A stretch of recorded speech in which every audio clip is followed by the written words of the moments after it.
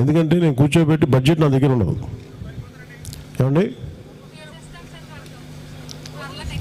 అలాగా నేను దాని గురించి మాట్లాడంటే నేను ఎందుకు చెప్తా అంటే ఫైనాన్స్ ఇవన్నీ ముఖ్యమంత్రి గారి చేతిలో ఉంటాయి.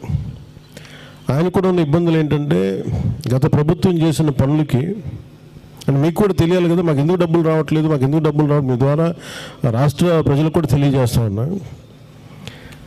ఎక్కడా కూడా లాస్ట్ 5 సంవత్సరాల్లో పుడికలు తీల. అసలు మీకు ముఖ్యంగా మీకు సంబంధించి అయితే అసలు కనీసం 1 ఇంచు మట్టి కూడా తెలియదు, అట్లా వదిలేసారు. అట్లా అంటే డబ్బులు ఏం చేస్తారు, ఒకే పథకాలకు ఇచ్చుకోండి, ఇబ్బంది లేదు, కానీ పథకాలతో పాటు అభివృద్ధి, రోడ్లు ఇవన్నీ మర్చిపోయారు అందరూ. ఈ కూటమి ప్రభుత్వం వచ్చాకున్న బిగ్గెస్ట్ ఛాలెంజ్ మాకేంటంటే పథకాలతో పాటు అభివృద్ధి పదాలు ఉండాలంటే దానికి ఒక ఆర్థికంగా ఫైనాన్షియల్ జగులరీ చేస్తాం. ముఖ్యమంత్రి గారి ఆయన అనుభవం మీద పథకాలకి డబ్బులు ఇవ్వాలి, రోడ్లు వేయాలి, అలాగే మీకు ఇప్పుడు కూర్చోబెట్టి సడన్గా తుఫాన్ వస్తే ఏదైనా మళ్ళీ కూర్చోబెట్టి రైతాంగానికి మళ్ళీ గిట్టుబాటు ధర ఇవ్వాలి. సో ఇన్ని కష్టాల మధ్యలో ఉంది. కానీ ఎవ్వరు కూడా అలాగే నిన్న మాట్లాడుతున్న ఒక మీటింగ్ కూడా చేసాం. చూస్తే మన దాదాపు 1,00,000 వాళ్ళు సచివాలయ ఉద్యోగులకి మన ప్రమోషన్స్ మీద మాట్లాడాం. ఎక్కడా కూడా వాళ్ళకి ఉద్యోగానికి సంబంధించిన ఏ సర్వీస్ రూల్స్ పాటించకుండా చేసేసారు. వాళ్ళు చేసిన తప్పులన్నీ మేము కరెక్ట్ చేస్తా ఉన్నాం.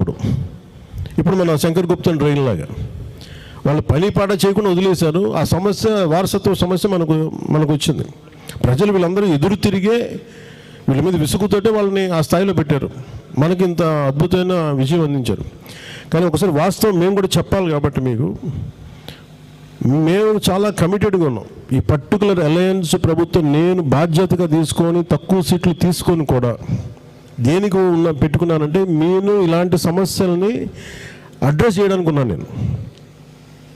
నేను కోనసీమ రైతాంగానికి నేను గలం అవుతాను, మీ గొంతును అవుతాను మీకు నేను. అందుకే నాకు కొంత మీరందరూ పెద్దలు కాబట్టి కొంత నాకు అనుభవంతో మీరు కొంచెం అర్థం చేసుకుని కొంచెం సానుకూలంగా నాతో వ్యవహరించాలి. అంటే మీరు టైం లైన్స్ పెట్టి ఇప్పుడు ఇందాక పెద్దలు మీ పేరు సార్ సర్పంచ్ గారు చెప్పినట్టుగా మీరు ఏదో సినిమా చేసి డబ్బులు ఇచ్చండి అట్లా కాదు కదా, ప్రజాస్వామ్యాలు నడవదు కదా. ఇప్పుడు నాకేంటంటే ఒక కోనసీమ ఒకటే కాదు కదా, మా వెళ్తే చిత్తూరు మన అటువైపు కూడా పోవాలి కదా.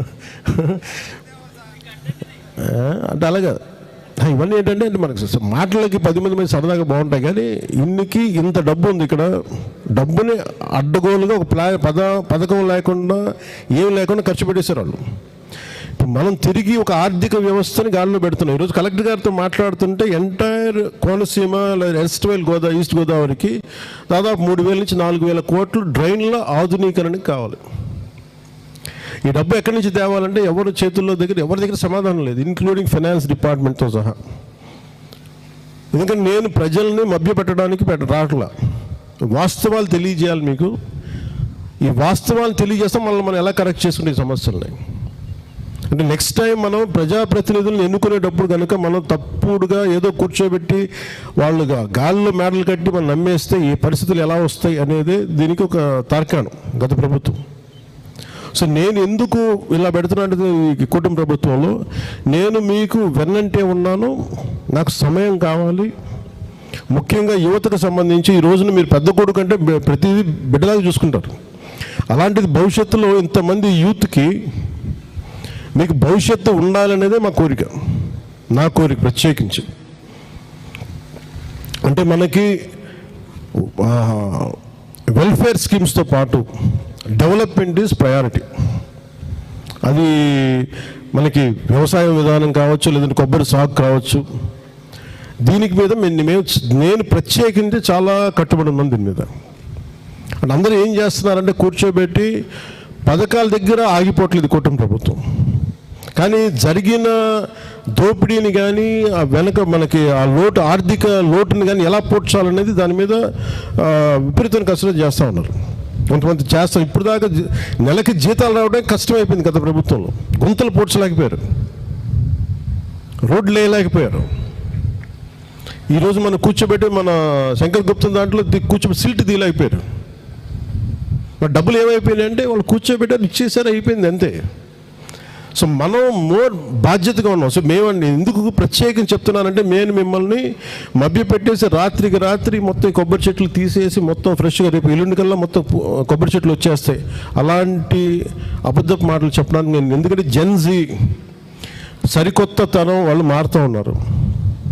ఎందుకంటే మీరు ఇంత కష్టపడ్డా, మీరు ఇంట్లో మీరందరూ ఇంత పెద్దలు మీరందరూ కష్టపడ్డా మీ ఇంట్లో బిడ్డల కోసం మీరు అందరూ 20 ఏళ్ళు 20 ఏళ్ళ పైన బిడ్డలే ఉంటారు.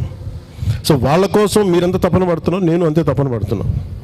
అందుకని మెయిన్గా మేము కూర్చొని వృత్తిపరంగా ఎలాంటి అవరోధాలు ఉన్నాయో, అది మనకి వ్యవసాయ పరంగా కావచ్చు, మన ముఖ్యం కోనసీమకు సంబంధించి కొబ్బరి రైతాంగానికి సంబంధించి కావచ్చు. సో నేను సమగ్రంగా ఎందుకంటే అధికారుల దగ్గర బీసీ రోసయ్య గారి రిపోర్టు నా దృష్టిలో ఉంది, అధికారుల దగ్గర దృష్టిలో లేదంటే నాకు కొంచెం ఆశ్చర్యంగా ఉంది.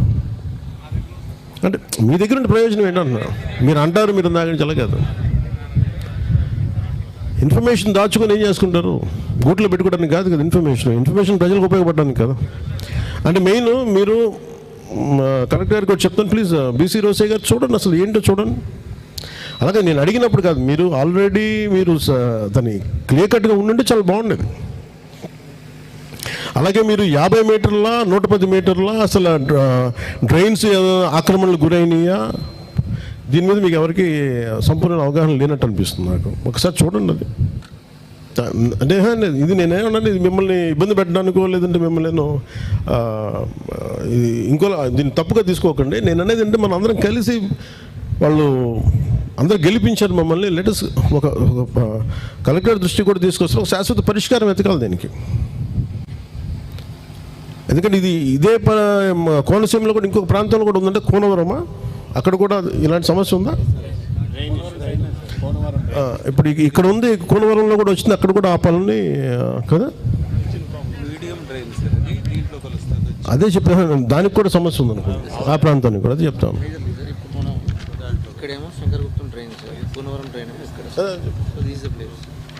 అంటే ఇది ఇప్పుడు ఇలాంటి సమస్య ఈ స్థాయిలో ఉందా కోనవరంలో కూడా? ఇంతే స్థాయిలో మేజర్. ఎందుకంటే నేను చెప్పేది ఎక్కడ పడిపోతున్నాయి అని అనడానికి, అసలు ఎందుకు సిల్ట్ తీయలేదు దీని మీద. అంటే నాకు ఒకటి అడ్మినిస్ట్రేటివ్ పరంగా కలెక్టర్ గారి దృష్టి కూడా చెప్తా ఉన్నాను. ఇది ఎన్ని సంవత్సరాల నుంచి ఈ సమస్య ఉత్పన్నమైంది నాకు రిపోర్ట్ కావాలి. నాకు పేషి అధికారులు కూడా నేను రిక్వెస్ట్ చేస్తాను, ఇది ఎన్ని సంవత్సరాల నుంచి రిపోర్టు ఈ సమస్య ఉత్పన్నమైంది. ఇది అలా కాదండి రిపోర్ట్. ఇది చెప్పాను కదా, ఇది ఒకసారితో అవుతుంది, మనం కూర్చోబెట్టి మాట్లాడుకుందాం. మీరు ఒకటే గుర్తుపెట్టుకోండి, మీ శ్రేయస్సు కోరుకునే ఒక వ్యక్తి ఇక్కడ ఉప ముఖ్యమంత్రి స్థానంలో ఉన్నాడు, అతను మీకోసం నిలబడతాడు, ఇది నమ్మండి అందరూ. మీరు చేయాల్సింది ఎన్ని సంవత్సరాల నుంచి అసలు ఈ సమస్య ఉత్పన్నమైంది, ఏం జరిగింది, ఏమన్నా నాలాలైన ఆక్రమణలు గురైనయా, గురైతే దాని మీద అంతకుముందు ఎవరన్నా దాని చర్యలు తీసుకున్నారా, దాని మీద అసలు ఒరిజినల్ మన ఇరిగేషన్ మ్యాప్స్ ప్రకారం ఈచ్ డ్రైన్ ఎంత ఉండాలి, ఇప్పుడు ఎంత ఉంది, దాని మీద ఒక ఆడిట్ చేయమని చెప్పండి అందరినీ. చేసిన తర్వాత మన బీసీ రోసయ్య గారిది ఒకసారి తెప్పించుకుని దాని మీద ఎక్స్పర్ట్స్ కమిటీ పెట్టండి. మీరు కలెక్టర్ గారు, నేను హరీష్ కుమార్ గారిని ఇద్దరు మీరు అడుగుతున్నారు, can you form a committee with ruling NDA coalition leaders తోటి, can you form a committee?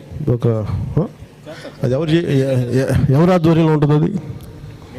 మేము ఆల్రెడీ తీసుకెళ్ళాం సార్, సెంట్రల్ నోటీస్లో ఆల్రెడీ పార్లమెంట్ సెషన్స్లోని కోకోనట్ బోర్డ్ అనేది ఇక్కడ ఈ ప్రాంతంలో పెట్టాలనేది కూడా తీసుకెళ్ళాం. ఆ డీటెయిల్స్ కూడా నేను ఓకే. నేను త్వరలోనే